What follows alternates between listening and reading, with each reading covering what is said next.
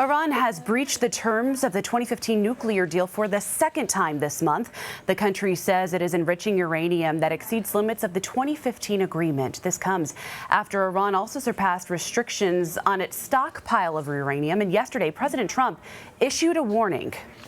Iran better be careful, because you enriched for one reason, and I won't tell you what that reason is, but it's no good.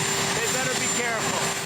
Trita Parsi joins us now from Reston, Virginia. He is the author of Losing an Enemy, Obama, Iran, and the Triumph of Diplomacy. He's also the executive vice president of the Quincy Institute. He was co-founder and former president of the National Iranian American Council as well. Thank you so much for taking time to speak with us. Wanted to first start with what kind of message is Iran sending by breaking the terms of this deal, and what are they hoping to accomplish? Thank you. Well, first, I think it's important to remind ourselves that the United States and the Trump administration violated and breached this agreement already more than a year ago. And that for one full year, the Iranians were abiding by the deal, even though the U.S. was outside of it and was violating it. Now they've taken some steps that are not positive in any way, shape, or form, and we should be concerned, but they're very easily reversible. So these are not steps that create a tremendous amount of proliferation risk. This really does not bring them closer to a nuclear weapon. But they do send a very, very strong political signal, which is that unless the other countries in the agreement, particularly the Europeans, step up and provide Iran with the things that they were promised, the economic benefits that they were promised under the deal, then unless that happens, the Iranians will continue to walk out of the deal, since the U.S. has already breached it and is well in its process of destroying the deal.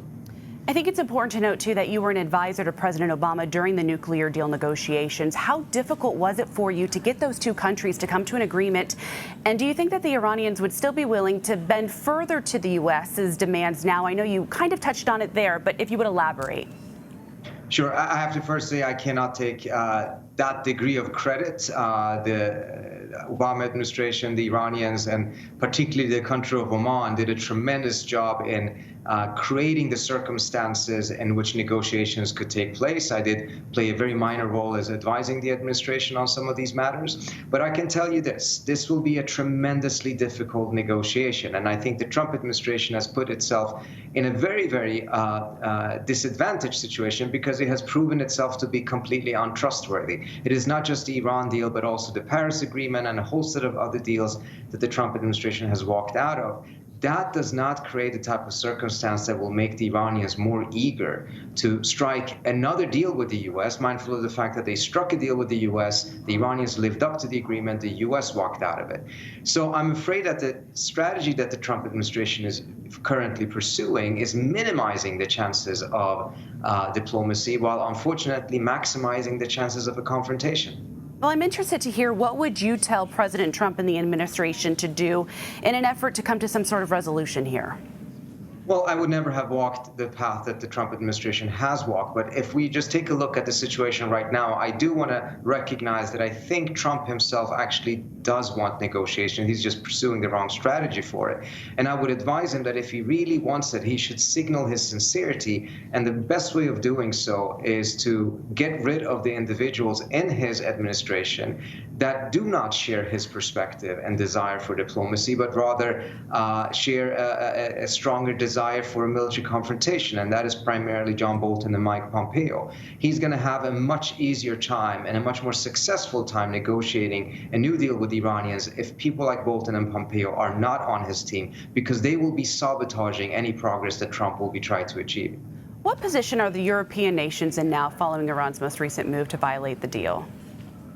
Well, the Europeans are in a very tight situation, because on the one hand, they want to keep the deal, they say, and I believe that that's definitely true, but they want to keep it without making any sacrifices, and that's not going to work.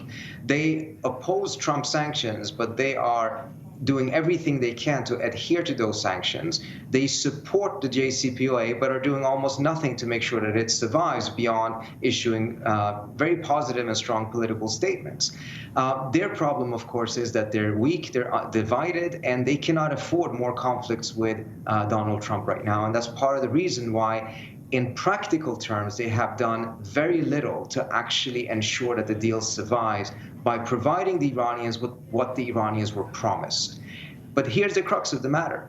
If they are trying to essentially make sure that the deal stays alive with everyone else getting what they want, but the Iranians getting nothing of what they were promised. That is simply not a formula that will lead to success. A spokesperson for the Iranian foreign minister has said that if the EU fails to find a way to keep the nuclear deal viable within the next 2 months, that the country will do, quote, something stunning. Could these tensions lead to war? It certainly could, and the reason why we are on the brink of war, we have to remind ourselves, is because the Trump administration is pursuing a policy of maximum pressure and have tore up this agreement and started breaching it already a year ago. This was a resolved conflict. This was an issue that had been resolved, and there was opportunities now to start addressing other issues. Instead, Trump came and unresolved it, and that's why we're back at this crisis. We were on the verge of war in 2012 and 2011, and we probably would have ended up in war had we signed this agreement. Now, Trump is tearing up the agreement, and as a result, we're back on the verge of war. This is a very serious situation, one that we simply should not have to be in. All right. Trita Parsi, thank you so much for being here with us. For having me.